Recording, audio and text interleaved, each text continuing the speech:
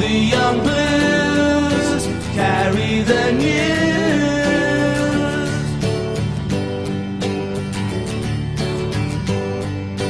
All the young blues carry the news.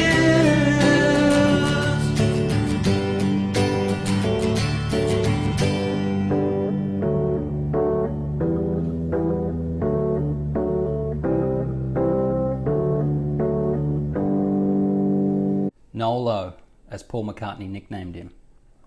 Nolie G, as Russell Brand calls him. The Chief, as he's known to fans. The Menace from Little Venice, as he's known in the English press. Mr. Noel Gallagher. There's not many other people on the planet, let alone musicians, that I can think of who I enjoyed listening to telling stories and speaking more so than Noel Gallagher. Possibly the only other person in the music world who I enjoy listening to more is John Lennon, but I've heard everything he's ever said, so it's very finite. Noel is still going and seems to be getting better with time.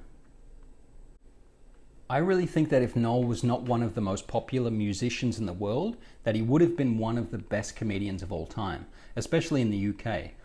Maybe not so much doing stand-up comedy, but being involved as a comedic personality in some way.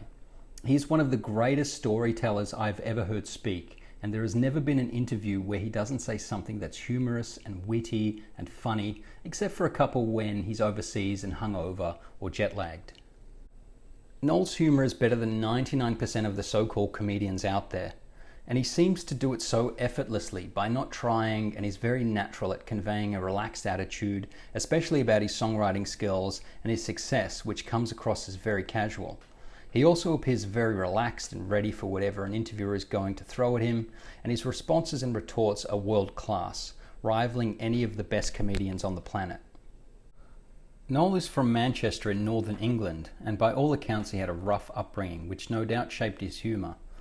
But his upbringing was no different to anybody else growing up in that time. That's just how it was back then. He's from a large Irish family who emigrated to England in search of work, and especially at that time in the 1970s, there was a lot of tension between Ireland and Britain, which caused the Irish communities to rally their wagons around each other. Noel has a real mix of Irish and English humour, almost like an Irish spirit and English heart, much the same as the Beatles had. He has that natural ability to engage in banter with almost anyone and is extremely good at reading the psychology of the person who is asking him questions or in conversation with. And I think this is a big factor in what helped Noel rise to the top. This, coupled with the fact that his songwriting is better than almost anyone alive currently, creates a very unique mix that is almost astounding at times, and has allowed him to go from living on a council estate 1 minute to hanging out with David Bowie and making him laugh the next. As mentioned, he's very good at talking and making banter, which is one of the necessities that a comedian absolutely must have. And in my opinion, there are many comedians out there that are not funny when you listen to them speak. They're not witty, they're not interesting, they're not engaging, they don't have anything that is surprising and refreshing, and they don't have any good stories because they've never really done anything. They've probably just gone to university, maybe gone on holidays to a couple of places, worked a few jobs, and that's it. They have no real life experience and poor general knowledge. Another interesting thing to note about Noel is that his music is completely devoid of any humour whatsoever. For someone with such a great sense of humour, it's interesting that he doesn't express it within his music or lyrics. Perhaps it shows that Noel's taste is not for humorous songs, and isn't a part of his style the same way it was for the Beatles. They could write songs that were funny and light-hearted, where Noel's music is mostly very serious and only of late quite poppy. Noel is renowned for his insults that are at times very harsh, but can be brilliant and very acerbic. The only comment that Noel admitted was distasteful, and I have to agree, is when he wished AIDS upon the members of the band Blur. Noel has regretted this and commented that his mother didn't raise him to speak like that. He also had a very harsh but witty comment in retort to George Harrison of the Beatles, who said that Noel's band Oasis was just a silly fad that would pass.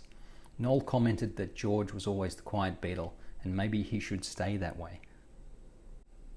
There are so many fantastic Noel Gallagher stories that I could show, However, I just want to show you four that illustrate his incredible ability to tell stories and showcase his wit and his ability to engage people with comedy. The first one is taken from a UK talk show with Jonathan Ross in the early 2000s, where Noel tells a story about being gifted a chocolate-coloured Rolls-Royce by his then Scottish record label head.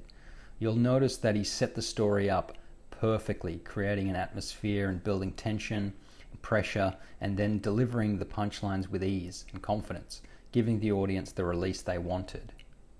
What happened was it was the end of '95, and Morning Glory come out, and I think we'd done 12 million. That's 12 million count. 12 million in a year or something. And I'd had this conversation with Alan McGee in passing months before about how it's all about a chocolate brown Rolls-Royce, man. That's what it's all about.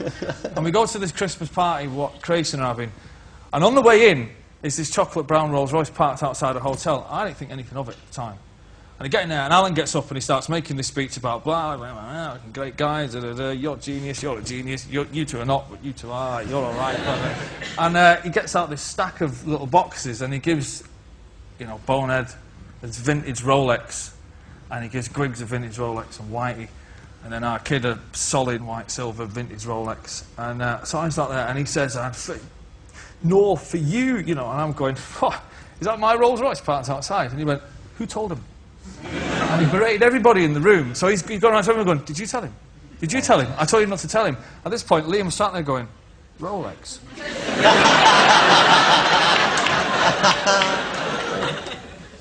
Rolls-Royce. Rolex. Rolls-Royce. And I'm going, Rolls-Royce! Rolex! Am I right in thinking that for Liam, the thought process... Well, it's cool, because he can't tell the time and I can't drive, so we quit it. This next clip, I believe, illustrates Noel at his absolute wittiest and is astounding how quick his mind works and comes up with such a clever response to the joke that Alan Carr makes about Liam being involved in the fashion world. It is brilliant in every way, and you can see the so-called comedians sitting beside Noel, all in shock and disgust at themselves, re-evaluating their careers as comedians. Also, take into account that Noel is drinking at the time on the show, and then after this brilliant interview with Alan, gets up and plays a live song with his band flawlessly. You know what I mean? No. Did you ever think he'd go into fashion? Because ironically, he does actually sound like a sewing machine.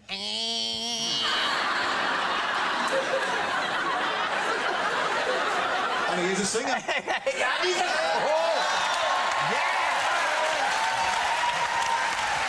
Thank you. Thank you. Oh, Thank you. I'll just say...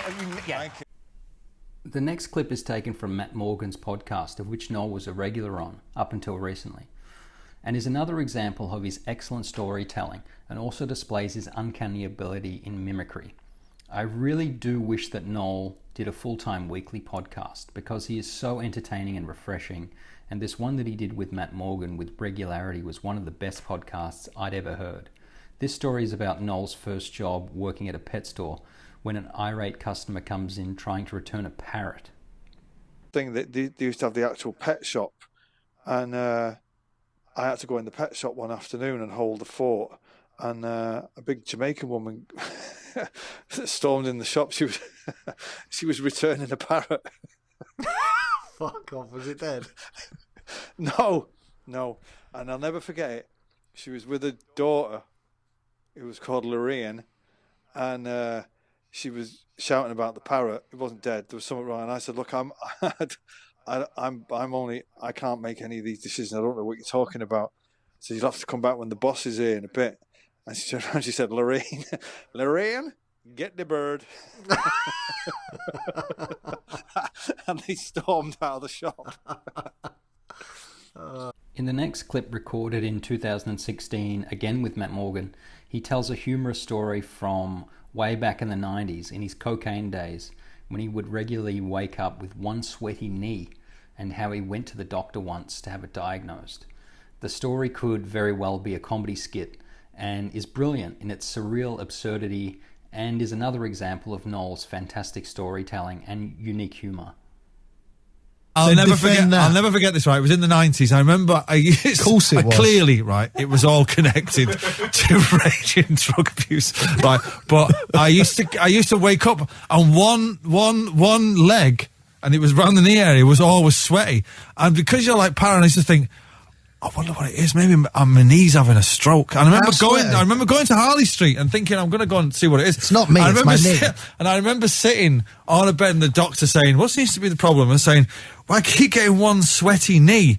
And he kind of looked at me and he took his glasses off and he went, really? And I said, yeah, really. He said, and when does this occur? And I'm like, oh, thinking, well, mainly at the weekend. Whenever I do a drug. Yeah. Mainly on a Sunday morning. And he got me up on the couch and he pulled me, I whipped down my trousers and he said, and which leg? And it was usually this right leg. And he looked at it for a good 5 minutes and he said, does it hurt here? And I was going, no. And he said, and you say it's sweaty, you say? Well, there doesn't seem to be any visible signs of any problem. So, if it keeps going on, give us a call back. And I remember getting home and thinking, that's the maddest thing I've ever done. Clearly a man can't have one sweaty knee. I rate Noel's wit a 10. There is no equivalent musician or comedian or person alive that can do what Noel does with such ease, and his wit is first class and rivals some of the greatest comedians alive or dead. There is absolutely nobody else like him in the music industry, let alone in entertainment, that has the varying skills and ability to come up with quick responses like Noel can. I rate Noel's style of comedy a 9. He is a natural comedian, and his comedy is a mixture of very Northern English and Irish. He speaks about boozing and drugs and has many, many funny stories from the entertainment industry and his years taking drugs in the 90s. All this coupled with his great people skills and general knowledge makes for a fantastic mix of comedy style that for my tastes I think is extremely funny and unique. Noel's voice I would rate a 10. He has a very definite view of opinions and he knows the answer to questions immediately when they are asked, which is what sets apart good comedians from great comedians. He is very unique in his outlooks, which is also very level-headed at times and extremely wise. In summary, Noel is an extremely unique individual that has such a wide range of gifts and skills that he can tap into with such ease that sets him apart from anybody else currently alive. His songwriting skills are far better than average, especially in the 90s, and this coupled with his wit, natural sense of humour and storytelling abilities set him apart from everybody else in the entertainment industry and makes him one of the greatest living national treasures of Britain and Ireland, who will always live forever. Many thanks for watching, guys. I really hope that you found it informative, and there's going to be many, many comedy videos to come. Please subscribe and share, and you can also help the channel by subscribing to my 3-minute comedy newsletter. Details in the description box below.